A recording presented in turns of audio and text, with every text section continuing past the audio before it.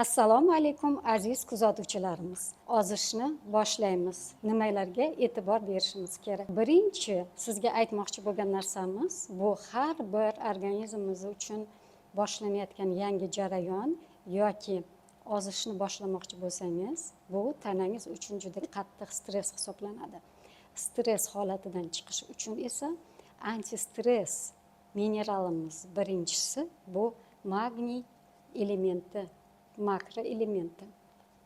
Agar sizni organizmingizda magniy yetishmovchiligi kuzatilsa, sizda shirinlikka bo'lgan xohishni hech nima bilan tushira olmaysiz. Ozishni xohladingiz, shirinlikdan voz kechaman dedingizmi, undan vaqtinchalik voz kechishingiz mumkin, lekin bu holat sizga qayta qaytib kelaveradi. Sizga tavsiya qilmoqchi bo'lgan magniy elementim magniy sitrat deb nomlanadi. Magniy sitrat ichak faoliyatlarini yaxshilaydi, detoks holatini yaxshilaydi va ich qotish, qabziyatni oldini oladi. Shuning uchun magniy sitrat holatida ichiladi ozishni boshlaganimizda. Stress paytida kortizol gormoni ko'tariladi. Kortizol gormoni esa o'zi avtomatik ravishda qondagi qand miqdorini ko'taradi. Qondagi qand miqdori esa eng asosiy qorinda yog' to'planishiga sabab bo'lish insulin gormonini miqdorini ko'paytiradi.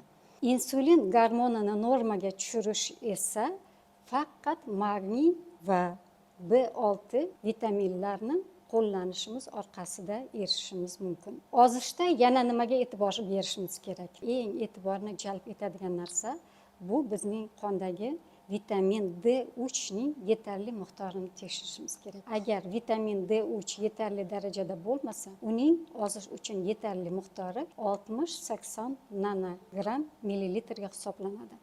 Agar undan ko'rsatkichlaringiz past bo'lsa, yog' parchalanishi bloklanadi. Ozishingiz mumkin bo'larsiz ham, lekin ozishingiz suv ketish yoki mushaklarni yo'qotish orqali erishiladi.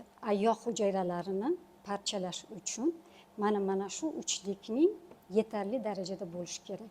Vitamin B6 yegan ovqatimizni hammasini, uglevodlar, oqsillar va yog'larni parchalab bizni energiyaga aylantirib beradi. B6 vitaminining yetmasligi sizni motivatsiyangiz va kuchingizni, energiyangizni tezda so'nishiga va siz bu ishingizni yarim yo'lda qolib ketishiga sabab bo'ladi. Yana bitta sizga aytmoqchi bo'lgan narsam, agar ozishni xohlasangiz, oshxonangizda mana shunday skоворodka bo'lishi kerak. Bu qanday skоворodka deysizmi? Bu skоворodka antiprigarniy покрытие bilan qoplangan skоворodka.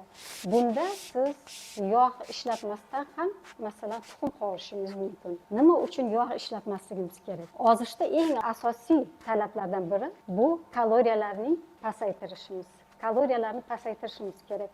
Kaloriyani pasaytirishning eng asosiy usuli esa yog'li ovqatni kamaytirish, yog' holatini kamaytirish, asosan bug'doy yoki qaynatilgan holda iste'mol qilishimiz. Mana shuning uchun sizga bu skоворodka juda ham yordam beradi. Keyingi chiqishlarimizda ham sizni qiziqtirgan savollaringizga javob beramiz. Agar savollaringiz paydo bo'lgan bo'lsa, kommentariyalarda izohlar qoldiring, faol bo'ling. Biz sizlarga keyingi ko'rsatuvlarimizda oshxonada qanday taomlar tayyorlab ozish mumkinligini ko'rsatib va sizlarga xizmat qilishni davom etamiz.